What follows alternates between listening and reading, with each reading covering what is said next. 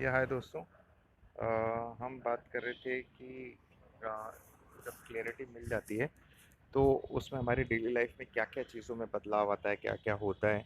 उसके बात करें तो उसमें हम कंटिन्यू आज एक बात करते हैं बहुत ही इम्पोर्टेंट चीज़ की कि हम यूज़लेस चैटिंग से बच जाते हैं। कैसे? क्योंकि जनरली पहले क्या होता है देखो, पहले क्या होता है कि आप जब बात कर रहे होते हैं ना किसी और से या किसी से भी बात कर रहे हो, तो क्या होता है कि हमारा जो ब्रेन है वो कैसे वर्क करता है कि कोई बात किसी ने कुछ बोली उससे रिलेटेड जो बात आपके दिमाग में वो आएगी, फिर उसके बाद उससे जुड़ी हुई चीज़ें कनेक्ट होती चली जाएंगी, तो आप उन पे बोलते चले जाते हो क्योंकि आपका ब्रेन आपके थॉट प्रोसेस ऐसे वर्क करता है, आपको पता नहीं होता। आप यहाँ से कड़ियाँ जुड़ती जाती हैं, अगर मैं सीधी बात करूँ और वो कड़ियाँ जुड़ती चली जाती हैं, आप उसके अकॉर्डिंग बोलते चले जाते हैं क्योंकि दिमाग में जो आ रहा है आप वो निकाले जाओगे। लेकिन उससे क्या होता है कि बहुत मतलब अब जनरली अब आप किसी से बात कर रहे हो तो आप इस तरह से अगर आप बात करते हो क्या होता है कि आप बोले जा रहे हो, अपनी बात सुनाए जा रहे हो, सामने वाला भी वैसे सुनाए जा रहा है, एक्शन रिएक्शंस हो रहे हैं, एनर्जी टाइम उसमें जा रहा है, राइट है, और वो टाइम निकलता जाता है। अब होता क्या है कि अगर आप अवेयर हो गए, आपको क्लैरिटी मिलती तो आप अवेयर हो जाते हो तो आपको पता होता है कि मैं क्या बात बोल रहा हूँ, मेरे ब्रेन में पहले क्या चल रहा है मैं क्या बोल रहा हूँ, और जो मैं बोल रहा हूँ या सामने वाला जो बोल रहा है,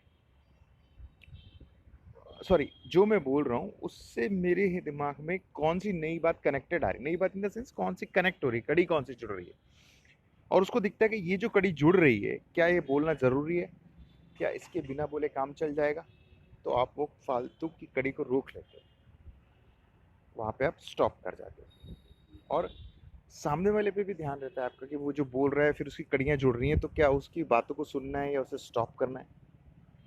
तो आप अपने लिए तो अवेयर होते हो, सामने वाला जो बातें बोल रहा है उससे भी अवेयर रहते हो कि क्या बोल रहा है, क्यों बोल रहा है, कहाँ कनेक्ट हो रही है, तो आपको पता होता है कि सामने वाले को कहाँ रोकना है और खुद को कहाँ रोकना है। तो उससे फ़ायदा क्या होगा? उससे फ़ायदा ये कि आप यूज़लेस चैटिंग से बच जाते हो। अदरवाइज़ आप बात करते जाओ तो ब्रेन का तो काम है एक कड़ी से दूसरा पड़ा है उसको उसको एक्टिवेट करता जाएगा, और आपको बोलने की, आप जैसे वो एक्टिवेट होता है आप बोलना चाहते हो, क्योंकि ब्रेन का फंक्शन ही यही है कि वो मेमोरी को एक्टिवेट करता है और उसको आप अपनी भाषा में या लैंग्वेज में आप आउटपुट देते जाते हो।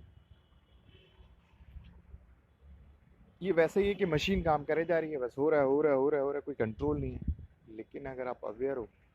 आपको पता है, तो वो मशीन को स्टॉप किया जा सकता है। तो कहने का मतलब है कि आप यूज़लेस चैटिंग से बच जाते हो। यूज़लेस चैटिंग से बचने का मतलब हुआ